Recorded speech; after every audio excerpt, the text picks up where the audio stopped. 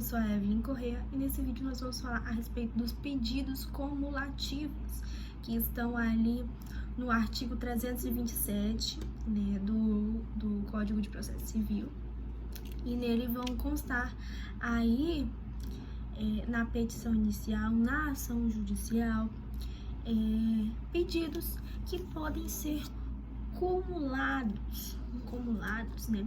O que seria isso? Seria então na petição inicial fazer mais de um pedido, certo? Sendo que esses pedidos eles se conectam. Por que eles se conectam? Porque eles possuem requisitos que tornam eles compatíveis, de modo que se eu fizer uma petição inicial, duas petições iniciais, uma com um pedido e outra com outro pedido, por exemplo, uma ação de alimentos e outra ação de divórcio, sendo que essas ações elas são compatíveis entre si. O que quer dizer isso? Quer dizer que o que for decidido na ação de alimentos vai também se ligar com o que for decidido na ação de divórcio e vice-versa. E o que isso tem a ver? Isso tem a ver que, em vez de fazermos duas petições iniciais, dois processos, nós podemos conectá-los de modo a acumular os dois, tornando os dois pedidos em um processo só, em uma petição inicial. E esses pedidos, para para ele ser concretizado na petição inicial, ele precisa possuir 3 requisitos para ser considerado um pedido cumulativo. O primeiro deles é a compatibilidade entre si, como eu já havia dito. Eles precisam ser compatíveis porque eles precisam se comunicar.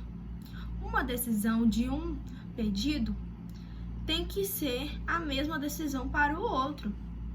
E por isso, ao juntar, você já deixa de perder tempo, né? Então, não pode haver contradição nos pedidos. O segundo requisito é que o juízo precisa ser competente para julgar os dois casos. Por exemplo, no caso do exemplo que eu havia dito sobre o divórcio e a ação de alimentos, o juízo competente tem que ser a vara de família. E o terceiro é em relação à compatibilidade ou adequação, né, do tipo de procedimento. Se esse tipo de procedimento, o requisito desse procedimento, no caso, os procedimentos são 2, os procedimentos comuns e os especiais. Mas a situação aqui é de que, se é possível que hajam pedidos com requisitos diferentes, e quando eles falam requisitos diferentes, eles se referem aos procedimentos diferentes, que foi esses que eu citei, comum ou especial. Dá para fazer essa acumulação? Dá sim. O que acontece? Os pedidos, para eles serem cumuláveis, como o exemplo que eu havia dito do divórcio e da ação de alimentos, a ação de alimentos ela é um direito material, que é um direito indisponível. Por quê? Porque a criança ela precisa se alimentar. Então, é um pedido urgente. E geralmente esses pedidos urgentes eles são realizados através do procedimento especial. Por quê? Porque o procedimento especial ele leva menos tempo, ou seja, ele é mais rápido e ele é muito eficaz com menos tempo. E enquanto que o procedimento comum ele demora muito mais. Então, quando a gente fala aqui sobre essa situação da possibilidade de fazer pedidos com requisitos diferentes, está falando em uma petição inicial que tenha uma matéria que é tanto do procedimento especial como do procedimento comum. E dá sim para fazer desse jeito, como o exemplo que eu falei.